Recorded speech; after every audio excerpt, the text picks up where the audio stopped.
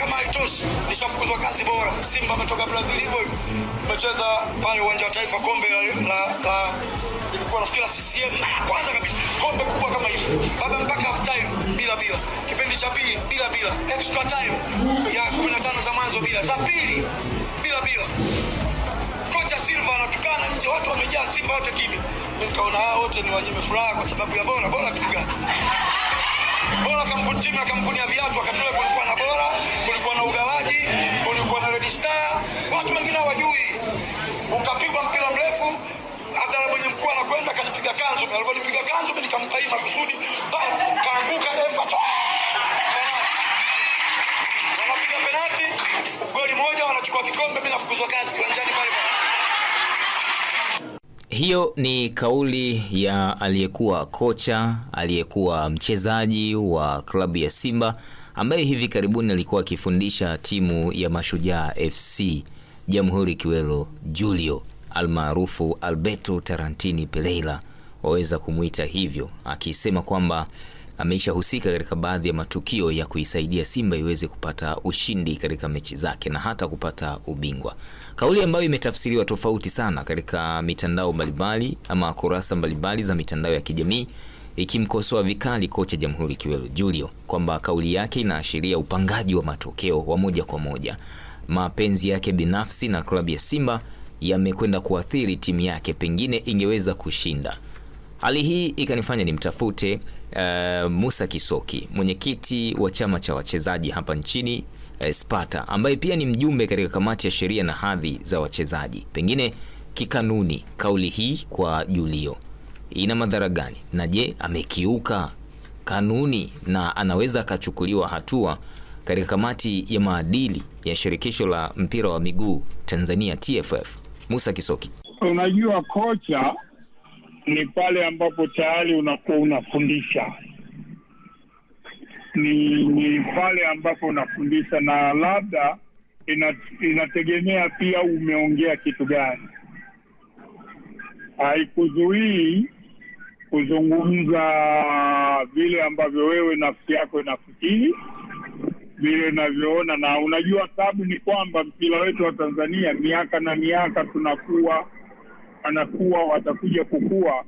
Huwezi kuondokana na hili tabaka kubwa la kusema mimi Simba, mimi Yanga, yule Yanga, huyu Simba, sio? Kwa hiyo inakuwa ni ngumu pia kumpangilia mtu kuongea kitu, na mtu anaongea vile roho yake inamsukuma. Kwa sasa hivi hakuna mahali panambana kikanuni, kwa sababu hajaenda nje ya maadili. Sio mwalimu ambapo unaweza ukasema huyu mwalimu wa timu A anakuja kuongea mambo ya timu B kwa mapenzi na mnayo kufikiria mashaka, na hata hivyo inakuwa si rahisi kauli aimpelekee kusema amefanya kitu. Kwa hiyo inakuwa si rahisi kumweka kwenye hatia ya kanuni, kwa sababu hakuna kitu alichozungumza kimeenda mbali na kanuni zinazosimamia mpira wa miguu. Kwa mfano anasema mimi nilishawahi kuifanya Simba ifanikiwe uwanjani, yani kwa kuifanya Simba ipate goli. Ni vitu ambavyo they don't have evidence, havina evidence. Kwa hiyo kusema tu kwa kuwa mwalimu alisema hivi basi lazima ilikuwa hivyo, inakuwa sirasi. Mimi huwa napenda sana kwenda kuzungumza kanuni na tuambia nini kwa maneno aliyotoa. Je, kapingana na kanuni?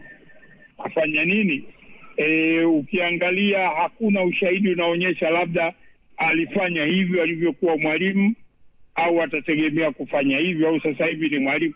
Ila anaweza kuja kupata mashaka ambayo yatapelekea kutazamwa kauli zake kuja kwenye kikanuni, kama huyu tayari alishatamka 1 2 3.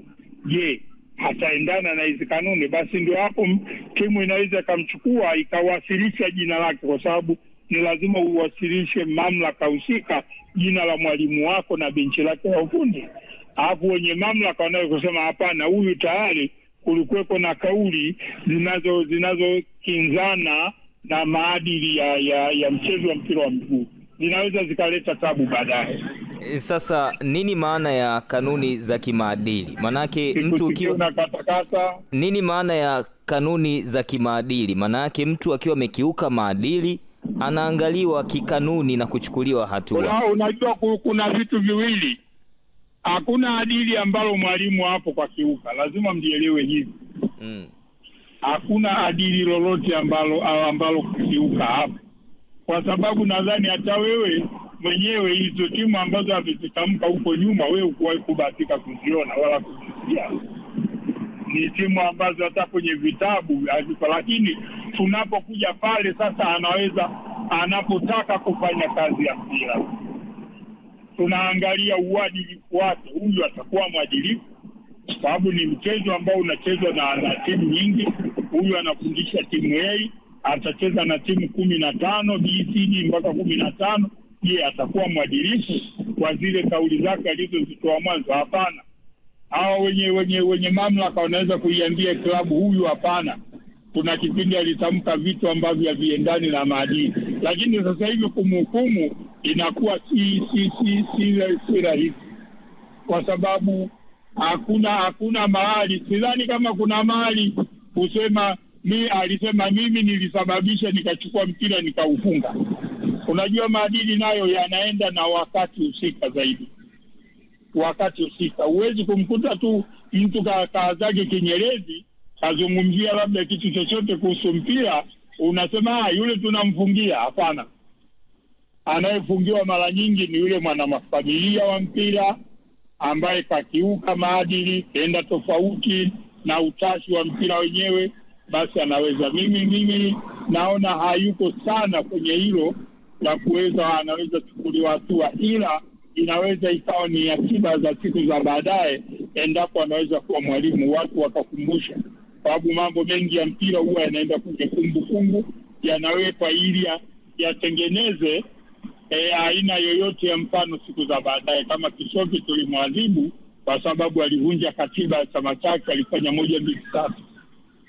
Hiyo nimeeleweka. Sasa kanuni huwa zinalinda heshima ya mpira wa miguu wenyewe. Kama kuna kauli ambayo inaashiria upangaji wa matokeo na kanuni haiangalii hata kama jambo hili limekwisha pita, nini maana ya kutengeneza future ya mpira huu? Kwenye sakata hili tusipende sana kulazimisha. Nitarudia tena, tabu ya mpira wetu sisi na itaendelea kuwa tabu. Mtu wa Yanga atataka ndiwe. Mtu wa Simba atataka iwe. Tunaleta tabu kwenye mpira. Unajua wakati mwingine kinachomletea tabu na unapoitwa kwenye maadili, manake sio unaenda kushtakiwa, sio unaenda kuhukumiwa. Wanaweza kutaka maelezo kama bwana 1 2. Nadhani sasa hivi labda naweza kusema viongozi labda walioitwa hivi karibuni wa klabu mojawapo walikuwa wanaenda kuulizwa vipi hii. Ndio maana ya maadili. Maadili sio kifungo tu. Maadili pia ni kukukumbusha wewe mwanafamilia wa mpira uwajibikaji. Wewe mwanafamilia wa mpira uadilifu, kama bwana hiki kitu mnachofanya akiendani na taratibu za mpira wa miguu, kwa hiyo tunaomba mwache. Anaweza akaitwa akaambiwa kama kauli ulizotoa haziendani na maadili ya mpira, lakini kutegemea kifungo inakuwa ni tabu kwa sababu hakuna mahali una uthibitisho. Unajua mpira wa miguu zaidi unataka uthibitisho ili mtu aweze kuhukumiwa au aelezwe kufahamishwa vile inavyostahili.